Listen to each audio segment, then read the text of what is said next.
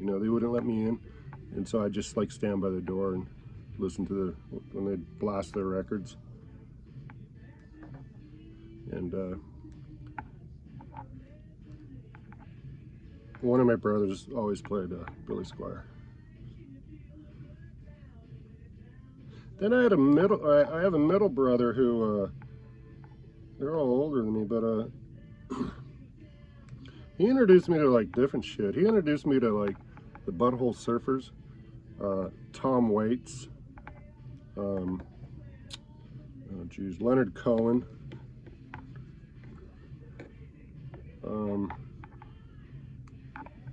oh, Henry Rollins. Back in like 1986, Henry Rollins performed a, you know, speaking poetry or whatever you call that stuff, in Isla Vista, because my brother went to Santa Barbara when he went to college.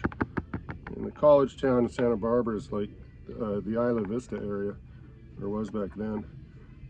And there was this like dive bar. I mean, it seated maybe,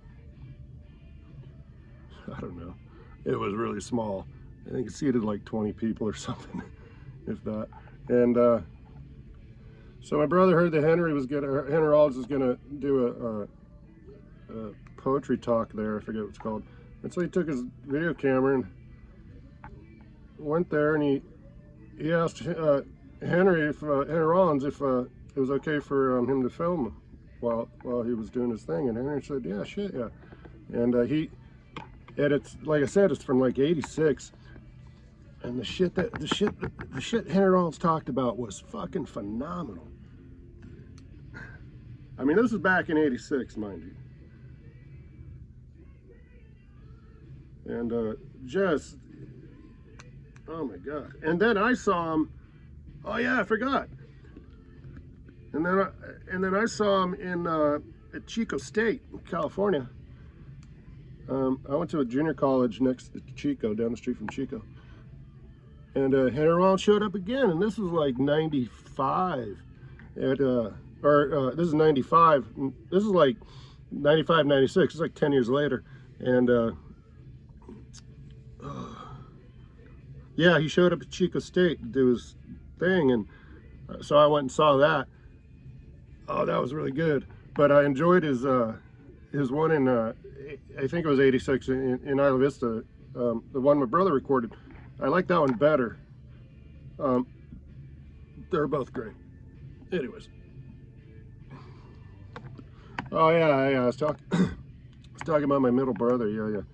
So, you know, he had all these like different alternative type music, whereas my two older brothers, they were like heavily into like Zeppelin and you know, boomers, right? They're heavily into Zeppelin, Stones, you know, all that good shit, man. So I had a really good I had really good influences when it came to music, I think. I don't know. Well, yeah, I do know. I did. I had really good influences when it came to music. LA rock stations, you know, in the late '70s and all through the '80s.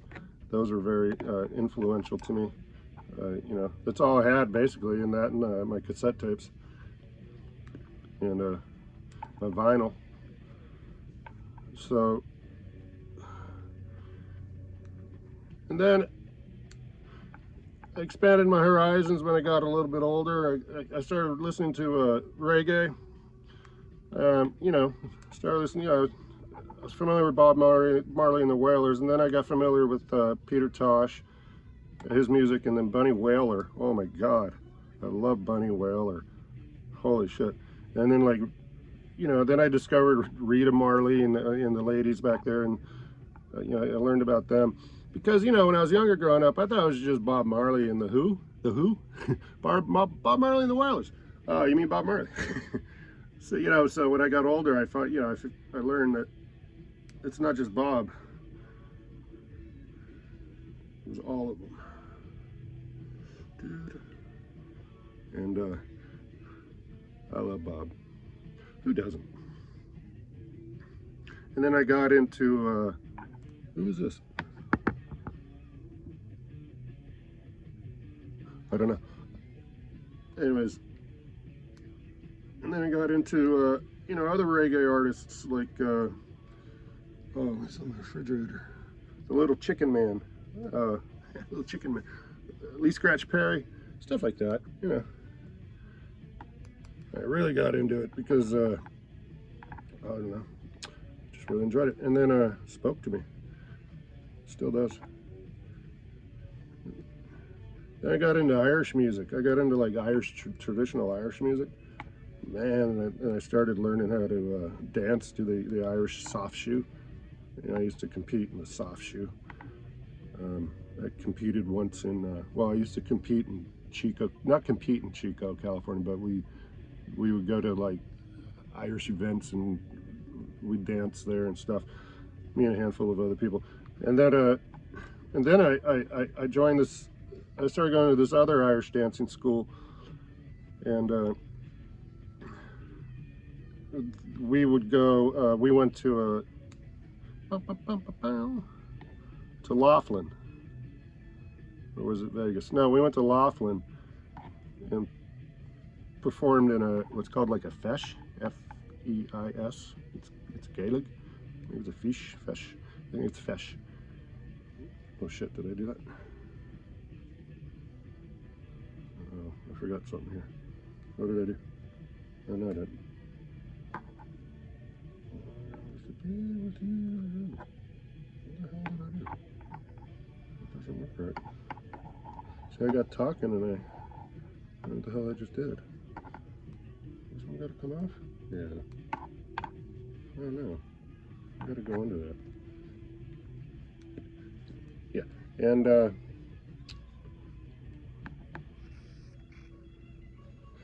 then like I moved to San Diego years later and I got into like this like underground music.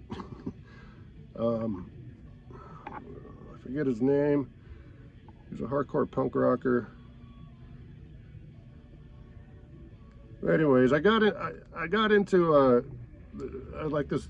It's like the Mentors. If you're ever heard of the Mentors? Well, the drummer for the band at that time allowed me to live in his attic, and he taught me drums, and I was there for about 3 years, and so I was introduced to all kinds of different music I had no clue about.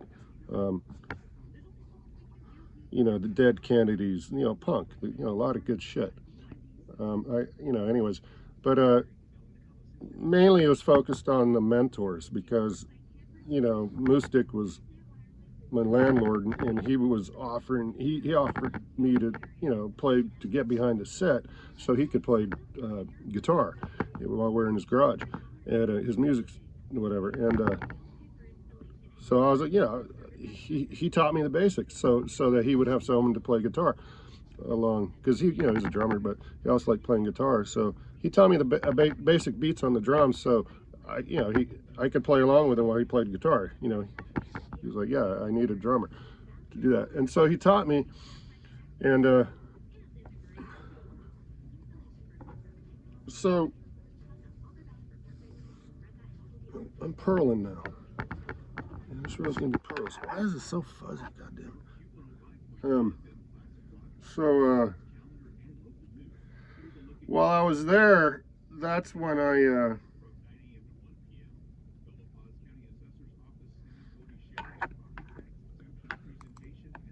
was introduced to all kinds of different music, but it was primarily focused on the Mentors, because I got to play roadie for Moose a couple times. I got to record a couple of, or 1 or 2 concerts they put on. No, one Mentors concert that was in the fuck was that?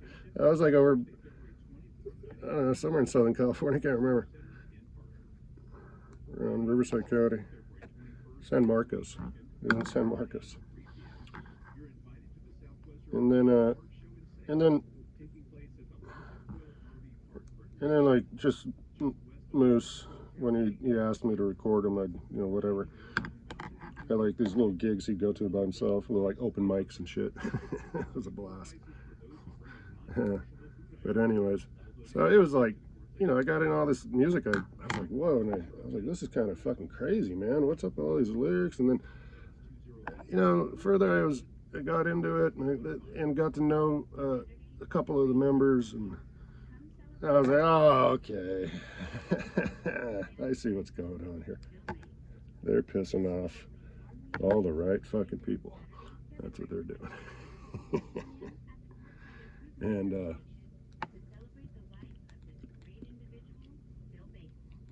so I was like, okay, it's theatrics, it's theater. It's theater. I was like, John, it's theater. And I figured it out.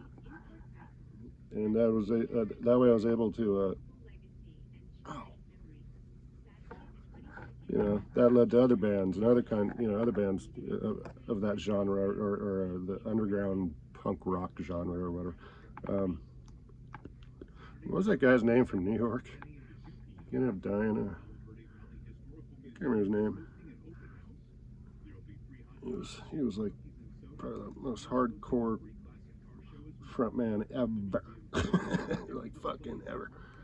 Even Iggy Pop would, you know, be like, go ahead, you first. What was the name of that guy? He used to smear his own shit all over himself. He'd crap himself on stage, and he'd perform naked. You know what I'm talking about? And he'd just he'd smash his forehead in with the microphone. You know, I mean, literally, like, fucking just gushing blood everywhere. Oh man, what an incredible show! And if you had the courage to stand up front, he was gonna test you.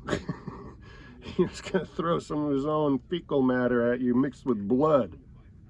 Oh, and also urine. Anyways, yeah, he was fucking punk personified, punk rock, or I forget his name. Anyways,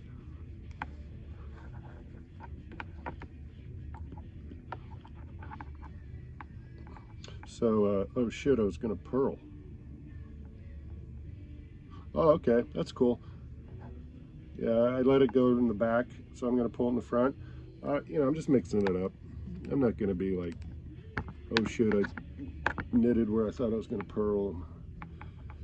Yeah, just kind of let it do its thing. I'm gonna go ahead and kill this video after this, because this after this row,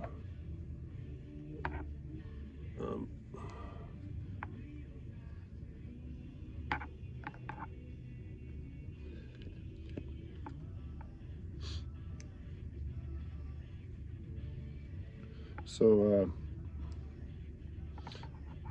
yeah, talking a lot. So the music, I think if I talk while it's playing, then my video won't get dinked.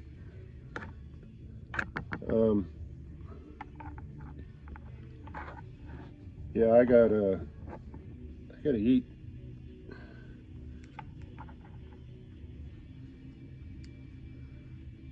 Anyways, yeah.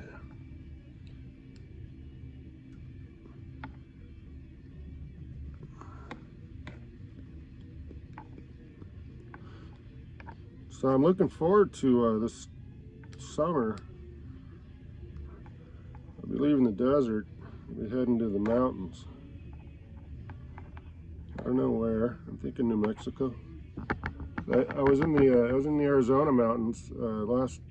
Yeah, let's just do another one. No, let's. Where we are? We're in front. So yeah, we got to do a pearl. Keep doing pearls. I was up by Flagstaff last summer. Oh, what a beautiful place. A lot of free camping areas. You can camp for 2 weeks. That kind of stuff.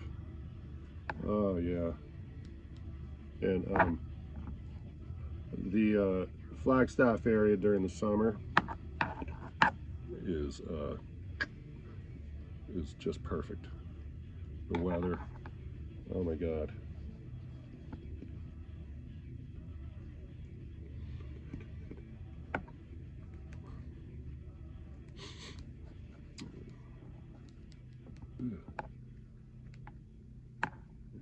Another pearl. Do not pay. But this year I think I want to go to, this is Alice Cooper. I think. Yeah, you're right, my blood. Oh yeah, Alice Cooper. Yeah, I got up to New Mexico this summer. I don't know where, but everyone keeps telling me, yeah, that's the place to do the BLM camping. I was like, really? No, yeah, man. You're a crew. Deep. I remember this song came out. I was still watching MTV and VH1 when this song came out.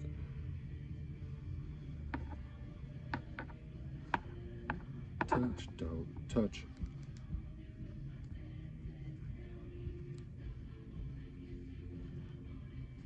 Much too much. Lips are dangerous. Poison. Your poison through my veins. Poison.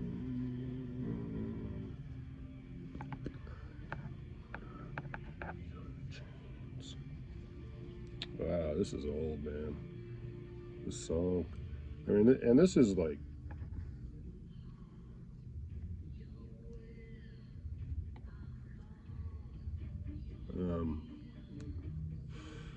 it was like late 80s, early 90s.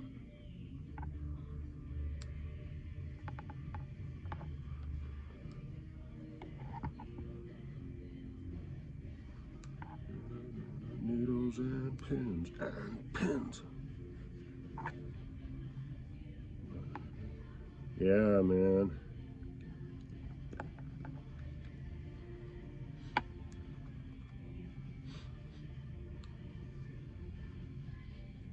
Poison.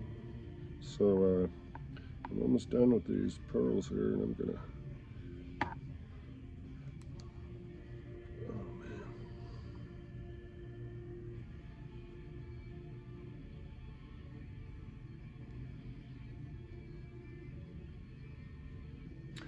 Well, maybe my next video I'll have something interesting to say.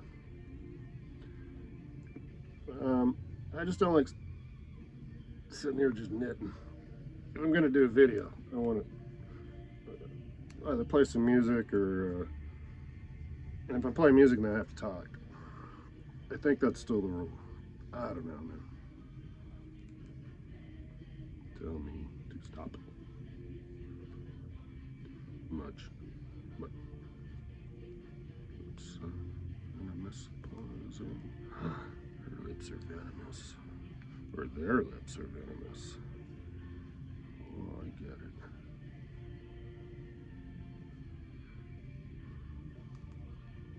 Man, I just figured out the whole pronoun thing. I figured it out like just 3 days ago. I figured it out. I'm 54 years old, and I just figured out what the whole argument about he, him, he, her, she, him versus they, them. I was like, oh, I get it. I finally got it. Because I was thinking of Native American, indigenous tribal peoples of this land here I live on. I was thinking of their names and how they gave each other names, and like, you know, stands with the fist. What other examples? I had to look up a few. Come on, John. Stands with a fist was one. Oh shit, I can't think of the others. But anyways, and I was like, oh, wait a minute, I can't tell. Stands with a fist, and I got that from you know, that movie. But it's a really good example. And I'm thinking, or stands with a fist, and or stands tall. And I got to thinking, hey, I can't. If I don't know, if I'm not looking at the person and all I see is their name, stands tall or stands with a fist, is that a biological male or you know? And I'm like, oh shit, how am I supposed to? And then I got to thinking, who gives a fuck? I don't care. I'm like, so and so wants to be called this now? Yeah, okay, I don't give a shit. I'll call him that. It doesn't bother me. It doesn't offend me. But it took that, you know, it took that for me to finally go doink, you know, into my head. I went, oh, that's what everyone's bitching about. Biological male, you got to be you got to have a boy's name. I mean, a biological girl, you got to have a girl's name. And it's like, why? Where the fuck did that come from? I wouldn't mind being called Nickel. Nickel's a cool name. Hey, Nickel, what's up? Not Nick. Don't you call me Nick, but Nickel. You know, I thought if I had a kid, I'd name him Nickel. Everybody would call him Nicholas, though, and Nick. So that would have been pretty. I'd call him Sue. I'd have a boy and I'd name him Sue.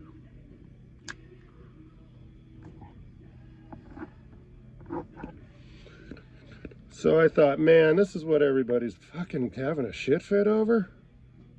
I was like, man, what a bunch of freaking snowflakes. Yeah, I cuss a lot. I shouldn't do that, but well, I don't care. I enjoy doing it sometimes. Okay, I'm done.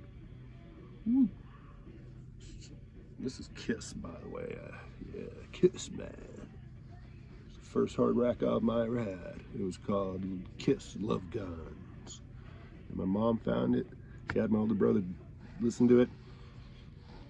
After he listened to it, he looked at my mom and went, she goes, I'm sorry, you can't have this album back. I was so bummed out.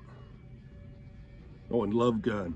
Those are the two I had. I had Love Gun, and did I say that? Love Gun and the other one, whatever. Yeah, couldn't keep them until I got older. She kept them hid, and like when I turned, I think 14,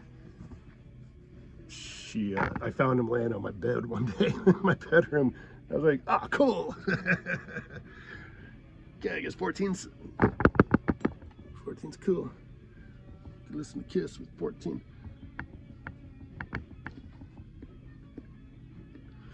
My Tourette's is acting up. I'm gonna go ahead and get myself some cultivate a little calmness pen here. Cultivate. This is my cultivating calmness pipe. It helps with my Tourette's. Because when I'm talking, oh sorry, buddy. Let me get that out of your face. Yeah, don't worry. There you go. You're good. Yeah, it's like when I talk, when I go out and talk with people or making a video and I talk, it's just, that's how I control it, is by taking deep breaths, holding the breaths for like, 10-15 seconds, and then letting them out slow. And but I can't do that when I'm talking. But this is pretty magical right here. That really calms me. So when I'm talking, yeah, thanks for watching my knitting.